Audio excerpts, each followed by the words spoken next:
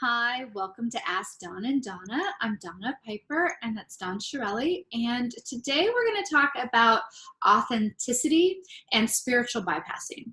So, what do we mean by both of those kind of words? So, let's kind of break those down first and unpack authenticity. So, for me, being authentically who I am and really just approaching my life without the easiest way I can say it for myself is that I come from my heart, words, and beliefs no matter what situation I'm in. Obviously, there's discernment, but other than trying to come from the external where I try to fit in thinking that they want a certain topic way. So that's how I differentiate for me if I'm being authentic or not to myself. Um, what do you have to say about authenticity, Dom? Yeah, I don't understand people that aren't truthful and that aren't their true selves because I believe you love me or you hate me. There's not really a middle ground, and I'm totally okay with that. And it's just like loving the parts of myself I don't necessarily like either. It's doing that inner work, right? And if I can love the parts of myself I don't like, then I think everybody else should too. And if you don't, that's totally okay with me too. And I choose to love those people that I love and those people I'm not so fond of, right? And that we all have our own human codes, our own belief systems, our own things. And the challenges come up all the time. It's just like that is the inner work, isn't it? The inner work is about, you know, a Cancer and a Gemini actually getting along, right? And, you know, a Gemini's way of things is a certain way, and a Cancer way is a certain way, and sometimes they don't mesh. Same with like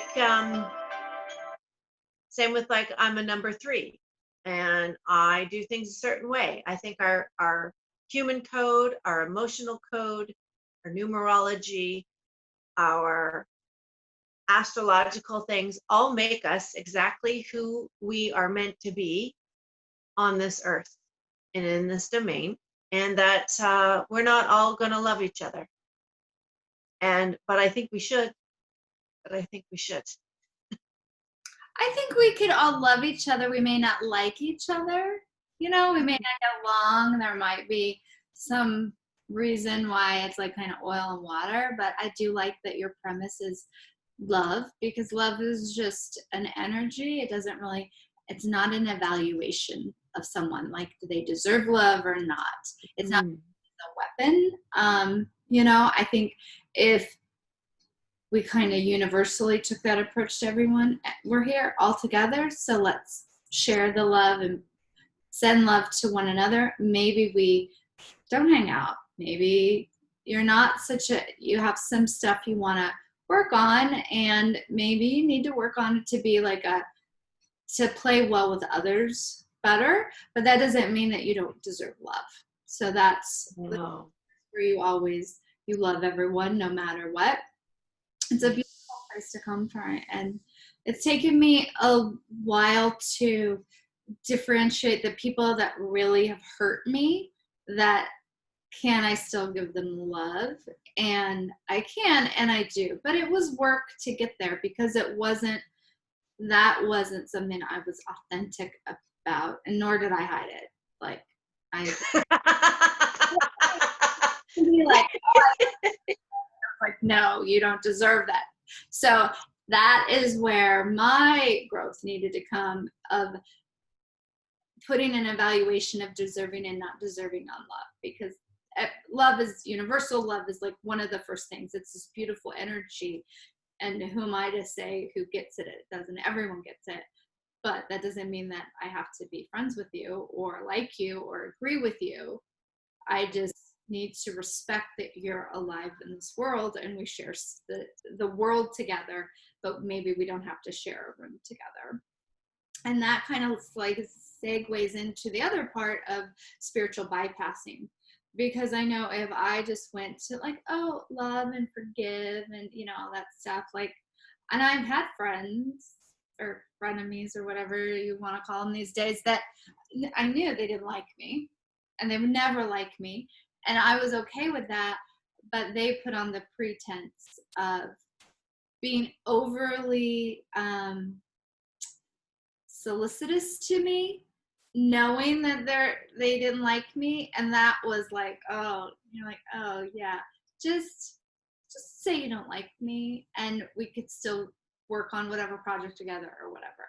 But that trying to think that it was in a spiritual community too. So if they were trying to show how much they love one another, love people they even don't like, that is an undertone right there. I think that most people feel like, if people like you or not.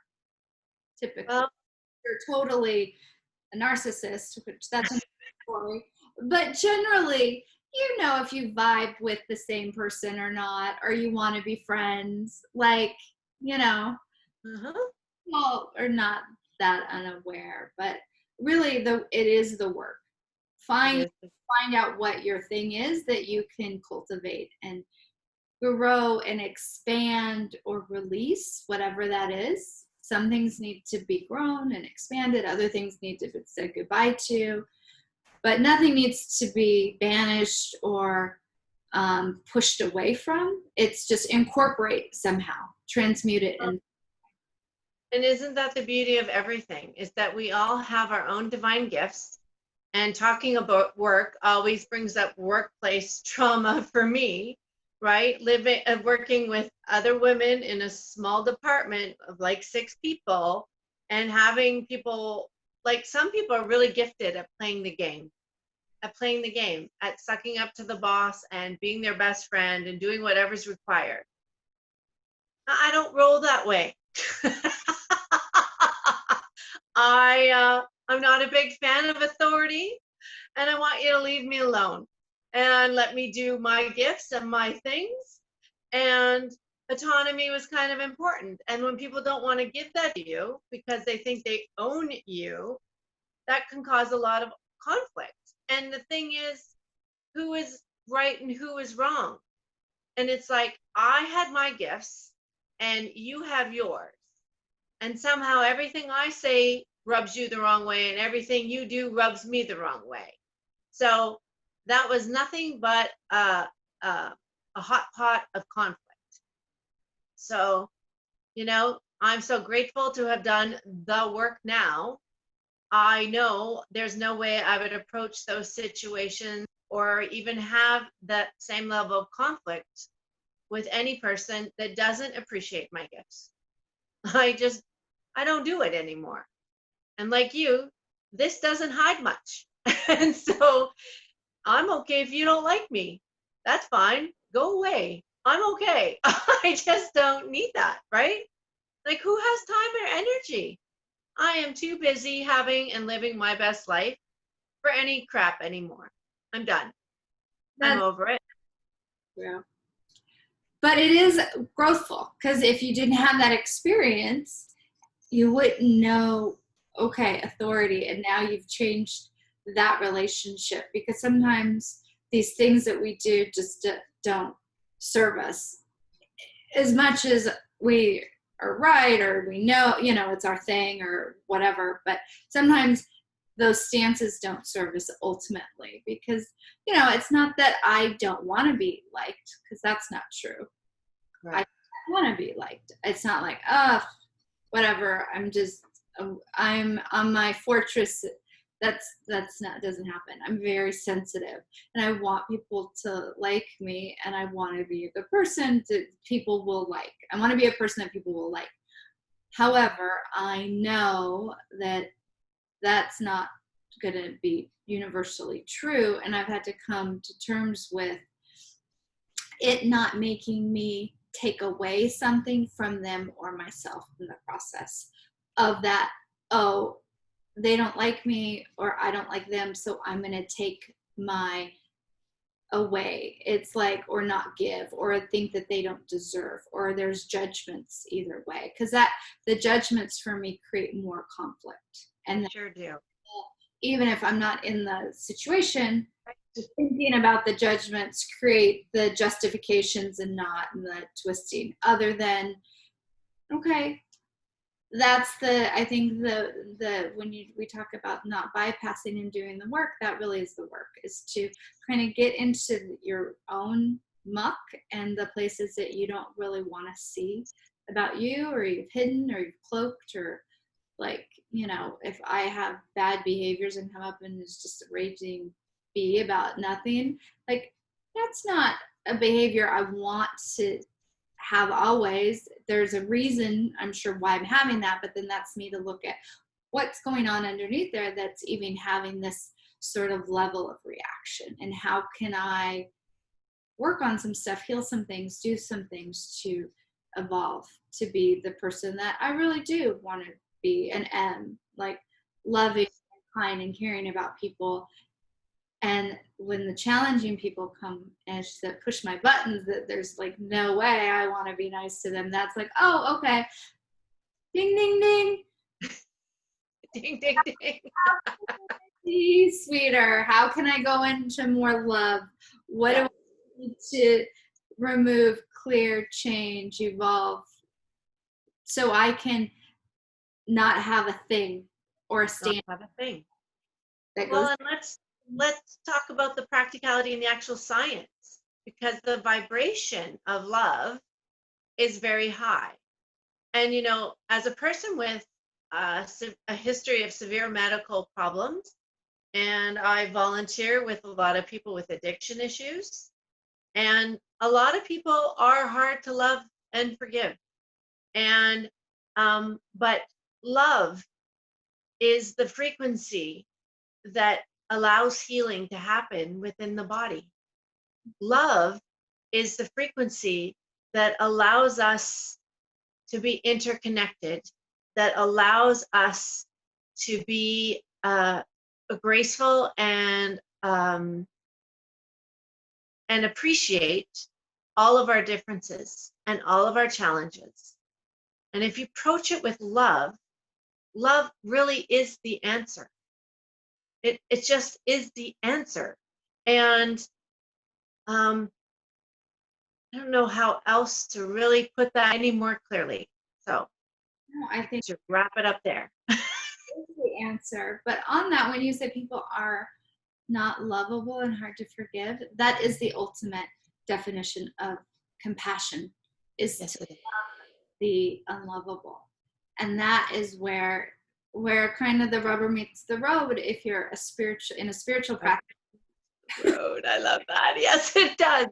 You're unlovable, you can't, okay, can I have compassion? And because that, I think compassion trumps love. So there's love, but if You you do. compassion, that's a high frequency, because then that means that you can love the unlovable. I think compassion and love have the same frequency. So, and I think that compassionately loving somebody, whether or not we agree with who, what, or where they're at, is really the most loving thing possible. So, but that's a debate for another day. Call it a debate. I don't think either of us are right or wrong, but No. I know that for many things is that love, it's easy to love when someone's lovable, Hmm. when they're not. So then that is, so if you can love someone and really give genuine love, not like lip service, but have that same frequency we're talking about to people that you don't want to or have done whatever, then that you have to raise in yourself a higher level in order to do that. So that is where I think compassion is really an ultimate thing, to love the unlovable. I mean, that's a pretty an extraordinary state. That's not an easy state to be in, I don't think. No, it's hard to hold. And there's the comparisonitis thing that happens, particularly in this online business world, right? We're all like, oh, but she's doing this. I should have done that, or can I do that? And blah, blah, blah. And comparisonitis does nothing for anybody. Just be who you are and be where you are at. You can aspire, you can do, you can create, you can have all the abundance in the world, and it's up to you. And, there's a fine line sometimes between a really great relationship and a really bad relationship. And to find that balance within and offer the love first. Like when you speak of your marriage and how you have that there is no conflict and that you love through it, when you love the other person, that's what makes everything possible. That's what makes health, happiness, loving relationships, and living your best life possible. No biggie. Yeah, I mean, we have conflicts.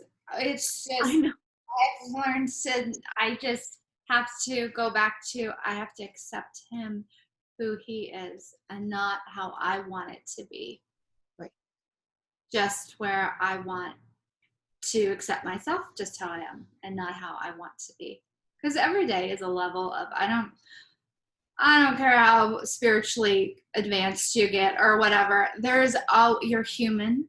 You're in this body. You're going to have human experiences. It doesn't go away. It's not like you float on a lotus petal and everything is good. You still eat. You have emotions. You have things. It's just more and more layers of that. That beautiful lotus opening is so many petals because there's so many layers to you. Not like you can't have a high frequency and work on a lot of stuff, but that's the beauty of being human. That's what we get to do that. Yeah. It doesn't feel like we get to, it's like we have to. Okay. And we get to lead with love and learn how to love each other, which is so beautiful. And I love your closing. Why don't you end this video with your not mantra, but really your like tagline, or I don't even know what it's called.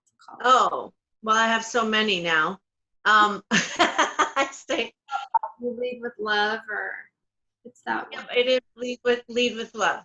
So every time you're having emotions, when your inner brain, your physical brain doesn't match your soul thought process, and those don't match, that's when you have emotions. And really think to yourself, if I lead with love, how would this situation be different? And watch how that expands your experience, your relationships, your life. I've lived it. I've done it. And I'm living my best life. Hanging out with my girlfriend on a video. Doesn't get any better than this. Right? Well, that's beautiful. So hope everyone watching, try if you're having some difficulties or have a situation where you never really thought that you could put love into that relationship or that experience or see them in that way. And I like Dawn's advice to lead with love through every situation. And I could just say, if you're in the thick of it and you forgot to lead with love, try to remind yourself maybe in the moment and turn on the love to see if that could change the situation. We always have the power to change, even if it's mid fight or mid whatever, when we're totally justified. We could Drama. So if you have any questions for us, please put some comments below, or you can email us at AskDawnandDonna. Thanks for watching, and subscribe if you like what gmail.com. Yes, and you could subscribe or like this video, and we will see you on our next video. Bye. Bye.